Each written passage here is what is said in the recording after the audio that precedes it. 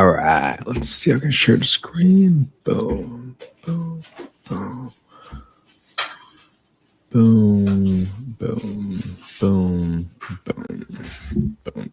All right, check the audio. 1 second, everybody.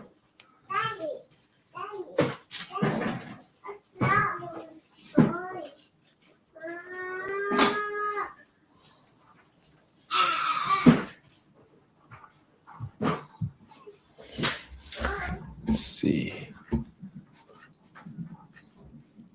Did not stream on that, but it's on everything else. Okay, that's fine. So as long as it's on YouTube, connect the chat so I can see in case you guys have any questions. Boom. All right, today we got a subject to deal in Palm Bay, Florida, 32905. Purchase price is $184,876. Interest rate is 6.9%.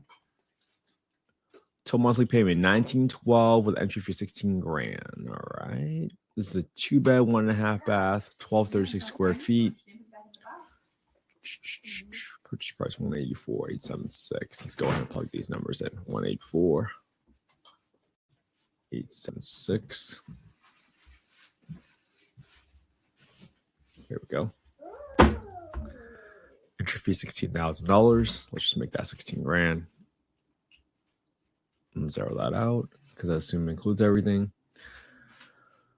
What's my PITI? 1537. All right, here's my existing loan information. 167,876. Hi. Hi, Soleil. Hi, Peter. Yeah, 168,876. 6.9% interest rate. 10/1/2023. Yeah. Are you doing this analysis with me, Soleil? Yeah? Yeah. No, that's thank you. You're so helpful. Okay. Now we got some details about the property. So let's go ahead and plug this up.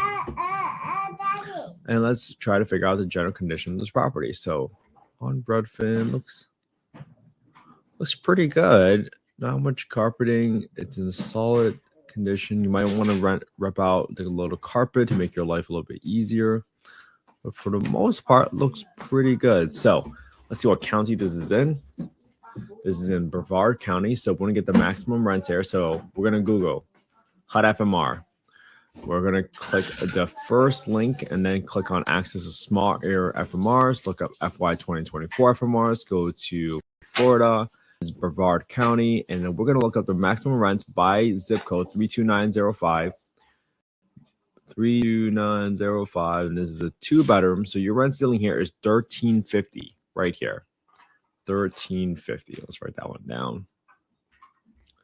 $1,350. This is a condo, so I'm assuming there's not much expansion room here. 32905. 32905. 32905. 2-bed. Boom. And then the next thing we're going to do is we're going to get the market rents for this property. Now, on the market rents, you can see that it says right here on when you go to affordablehousing.com, go to the owner section, go to the market rent estimator, plug in the address, plug in the bedroom count, you're going to see that the maximum rent or average rent, for 25 units within a 0.45 mile radius is $1,502. So even though that's a little higher than the FMR, so we'll probably underwrite using $1,350. But if you want to turn to a market rate, chances are you can try the $1,502 to see where or not it will cash flow. 1753, 1620, 1604. All right. Now, when we reviewed the details here, they estimated that your long-term rental is $1,730. We don't see that here. We see $1,500. So that's a little higher. It's probably expected when someone's trying to market a deal. But when you see that your total PIT at $1,537, I probably could have ruled out the deal right then and there. But let's go ahead and plug in all these numbers, right? So I got 15. Let me do 1350 because that's the lower of the two numbers right now. The lower of the two numbers. And then I'm going to use my property tax line number.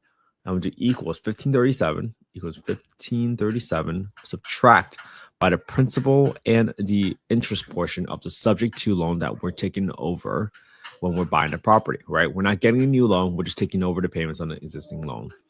And that's going to allow me to back into what my total property tax number and the existing insurance number is on the property. Now I'm going to add extra $30 for the insurance because typically that insurance number that might be embedded in there is typically used for a primary residence property. And usually when you move to a investment property, that's going to likely result in a higher insurance premium. Now that I got that number in there, I got $375 for HOA. I got 10% set aside for maintenance, 10% set aside for property management, 5% for vacancy, and that results in a whopping negative $929. So you're gonna lose $930 every single month if you were to buy this property and you rent it out for $1,350. Even if you rent it out for $1,500, right? You still be losing $817 on a market rate. So that to me is definitely not a deal. Before I even had to figure out, okay, how much renovations am I gonna do on this property? We don't have to even do the exercise, but if you want to, just do it for practice, right? This property was how much square feet? 1236. So for 4, I'm to 1236 divided by 3 because I'm assuming I only need to update the flooring for the carpet that I saw in the photos for about a third of the home. And then I'm going to repaint maybe roughly half the property. So at 1236 square feet, I'm going to equals 1236 divided by 2 since it looks like it was still in relatively good condition. And then I'll just kind of assume that I don't need to put any money for the roof because typically that's what the HOA is for. Doesn't always have much landscaping in front of my house either. So let's go ahead and look at the total rehab number, which is about $6,000.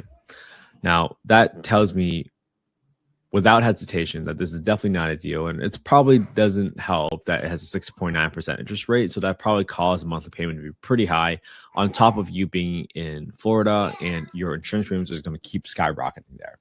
So to me, that's not a deal here in Palm Bay, Florida, because one, I could have brought this deal as soon as I saw that the market rate was $1,500 and I compared that to the listed PITI of 1912. When you see that, or no spread, there's no spread at all on this deal. That's how you can quickly rule out these deals. And once you're able to rule out these deals quickly, that's when you try to avoid burnout.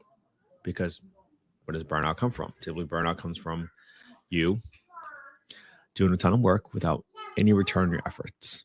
So that's how, as you go through this process, you quickly realize what constitutes a deal, right? And obviously none of this was investment advice. No one's soliciting any investments on this call.